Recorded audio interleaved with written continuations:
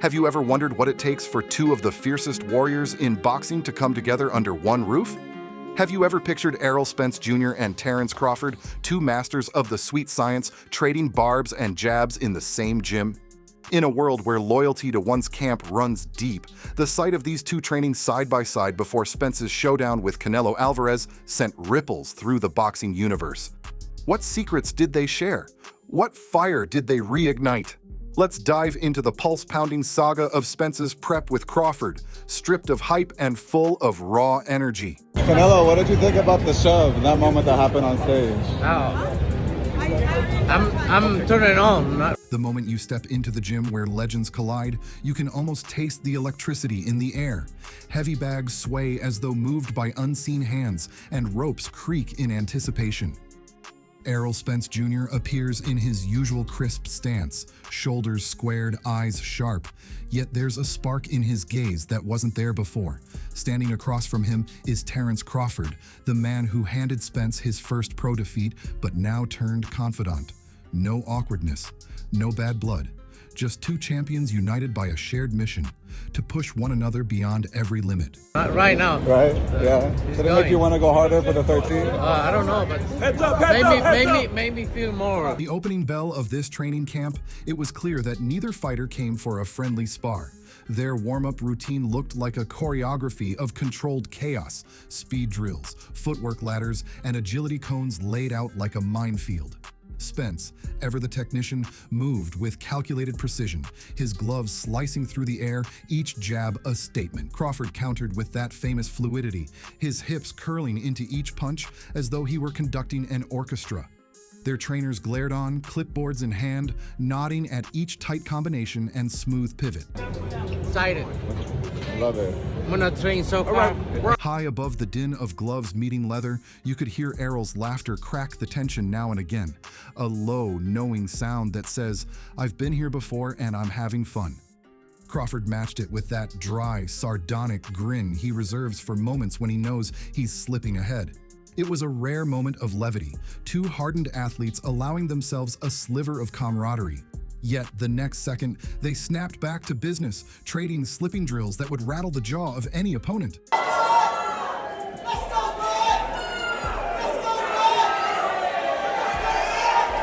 By midweek, strength and conditioning sessions ramped up into a punishing ordeal. Errol and his team had brought in sleds weighted like small cars, battle ropes that whipped the floor like angry snakes, and medicine balls that cracked spines if thrown wrong. Crawford slid in alongside him, shoulder to shoulder, ounce for ounce of muscle and resolve.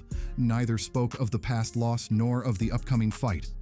Every grunt, every bead of sweat, every labored breath was dedicated to the craft, the pure art of boxing.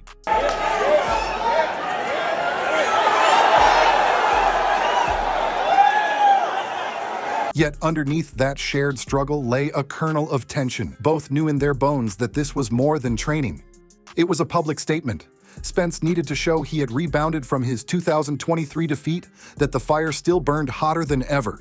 Crawford craved evidence that his former rival remained a force to be reckoned with, someone whose respect he had earned back in the ring. In every drill, in every feint, they were sizing each other up anew, the echoes of their clash still fresh.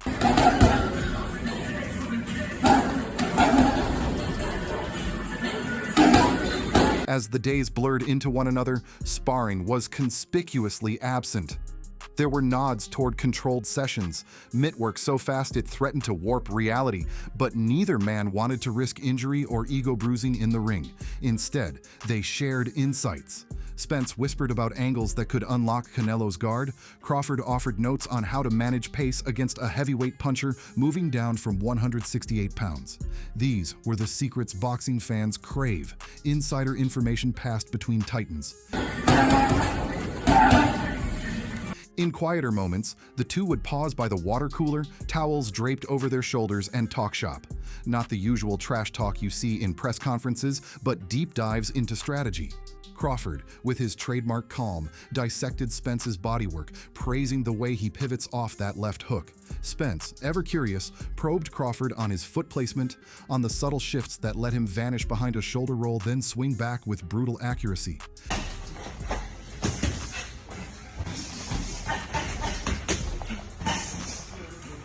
Every session ended the same way, both men standing in the center of the ring, raising their gloves in mutual acknowledgement. No fanfare, no camera flashes, just silent respect. It was both familiar and surreal, a reminder that even the fiercest competitors can find common ground when pursuit of mastery burns bright enough.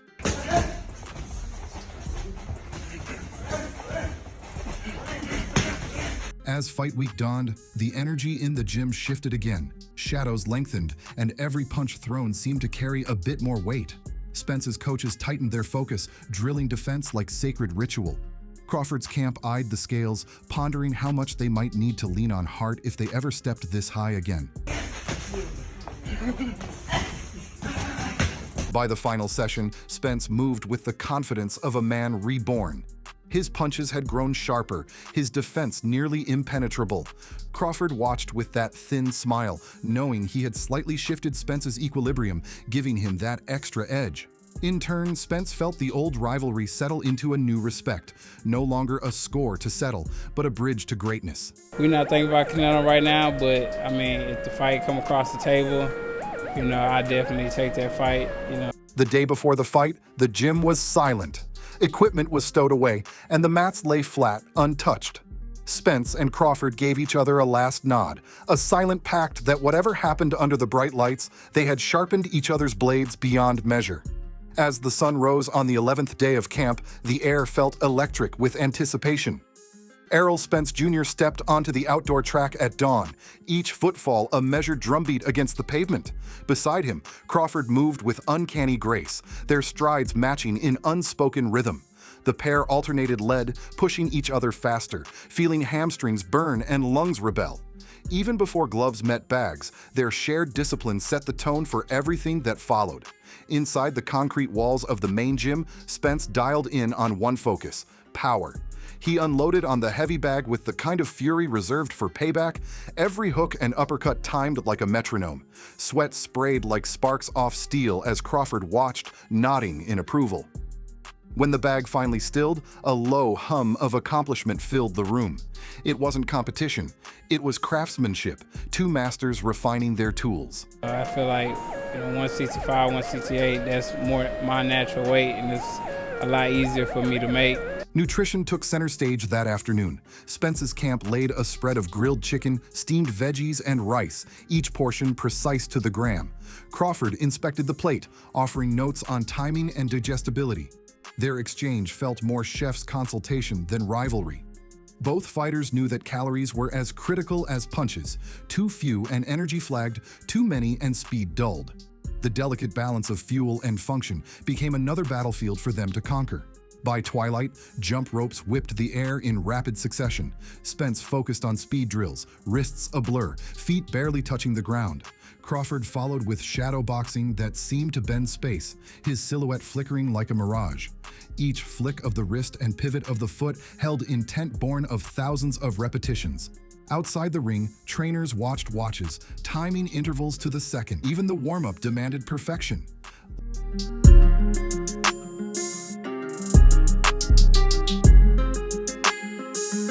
Late in the evening, resistance bands stretched between pillars, cranes of tension anchored by willpower. Spence fought the pull, muscles trembling, finding strength in discomfort. Crawford joined in, their silhouettes framed by flickering fluorescent lights, bands humming as they stretched the limits of muscle memory. No words were spoken. Strain and focus spoke louder than any conversation. When the band snapped back, arms shot forward in near-flawless form. Midway through the third week, mental conditioning took over. Spence sat in a darkened room, guided through visualization exercises. He imagined Canelo's left hook, the crowd's roar, the sting of glove on glove. Crawford coached from across the aisle, painting scenarios of adversity and triumph. Their session felt more like a chess match in thought than a physical contest. Every imagined jab, every reactive slip became practice for the mind as much as the body. Recovery sessions unfolded at daybreak, Spence submerged in cold plunge tanks, ice melting around his shoulders like Arctic meltwater. Crawford watched, then submerged himself, the two men grimacing in shared shock at the cold. Minutes stretched like hours, pain giving way to exhilaration when they finally emerged. Muscles sang with renewed vitality, ready for another round of assault. The ritual bonded them in shared torture and relief.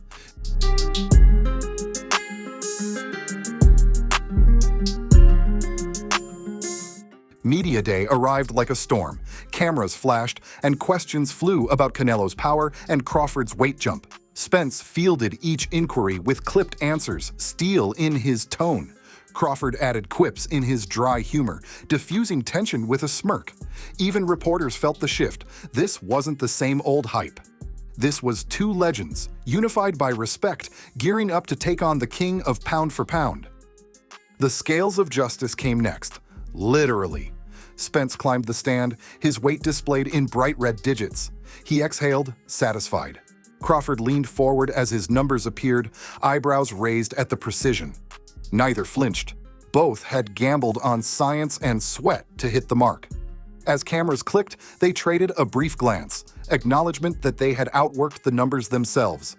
Press conferences turned theatrical.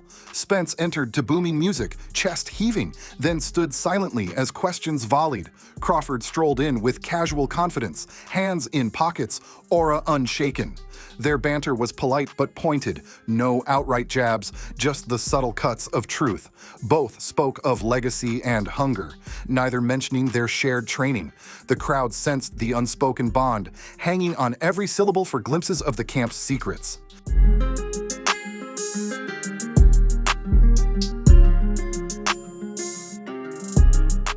By fight night's eve, the gym halls felt empty, equipment stowed like museum pieces. Spence and Crawford walked through together, a final inspection of the battlefield. They tapped gloves at the center ring, a silent salute before silence settled. In that moment, two paths converged in respect and camaraderie.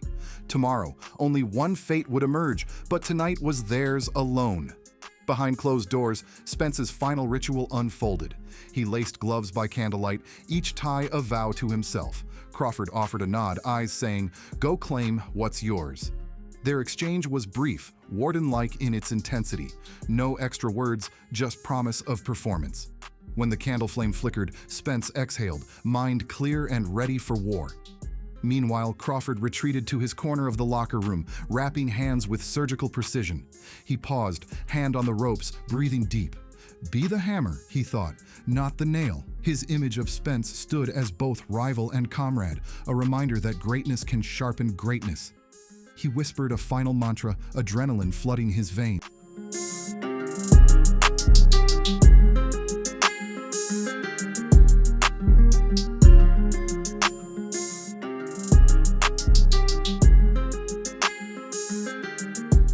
The bell tolled at midnight, but sleep eluded both warriors. Spence lay on his back, staring into darkness, picturing every punch he had thrown, every shot he had dodged. Crawford paced, reliving each strategic lesson shared in the weeks prior. Neither feared the next night. Both craved the challenge. Tomorrow's toll would echo for years. Fight night arrived like a freight train. Spence stepped into the arena under blinding lights, heart drum roll syncing with the crowd's roar. Crawford watched from ringside, arms crossed, respect shining in his gaze. When Canelo's name thundered through the speakers, Spence squared his shoulders and acknowledged the call. Every shared drill, every whispered strategy with Crawford led to this moment. The first round unfolded in a blur. Spence's jab snapped out like lightning, each punch tested by months of work with Crawford's eye. Canelo countered mightily, but Spence slipped, rolled, and answered back. The ring became a gladiatorial stage, and every move carried echoes of Crawford's counsel. In the crowd, echoes of gym chatter, stay low, pivot quick, seemed to reverberate.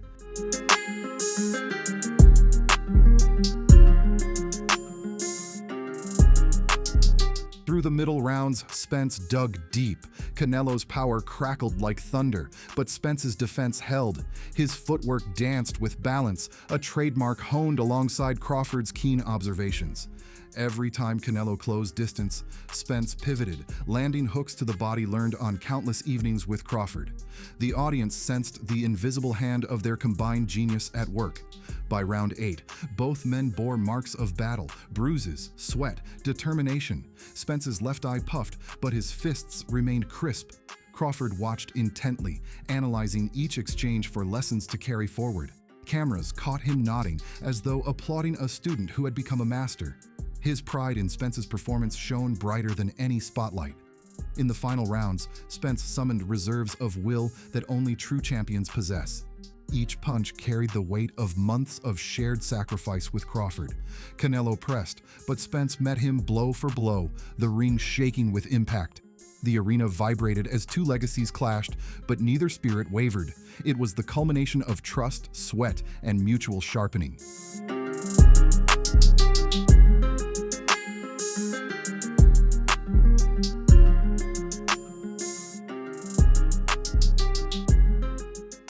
When the bell rang at the final round's end, Spence stood center ring, gloves raised to the heavens. Crawford slipped through the ropes to embrace him, a rare moment of genuine reverence. The crowd burst in approval, sensing the magnitude of what had occurred. Not just a victory over Canelo, but a testament to the power of unity between greats. Later, Spence held the belt aloft, eyes scanning the sea of faces.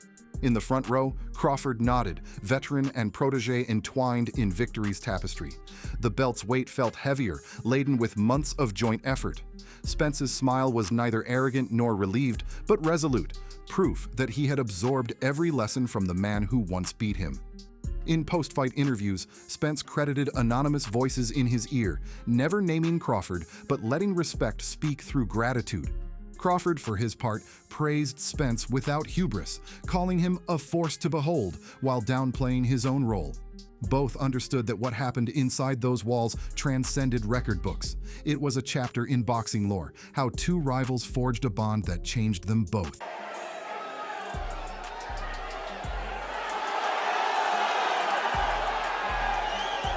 And so, as the lights dimmed on this epic saga, boxing fans around the world braced for what comes next. Will Spence defend this newfound glory? Will Crawford's gamble of training an old rival pay dividends in future bouts? Only time will tell. But one thing remains certain. When greatness meets greatness, the result is nothing short of legendary.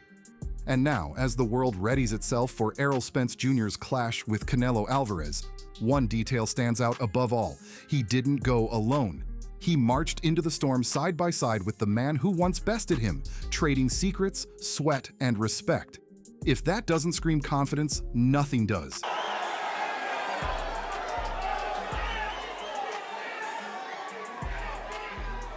If you've been electrified by this tale of two champions forging power in the fire of mutual respect, then don't miss a single beat of what's next. Hit that subscribe button, give us a thumbs up, and drop your thoughts in the comments. Because in boxing, the story is never over until the final bell. Stay tuned, stay sharp, and keep punching above your weight.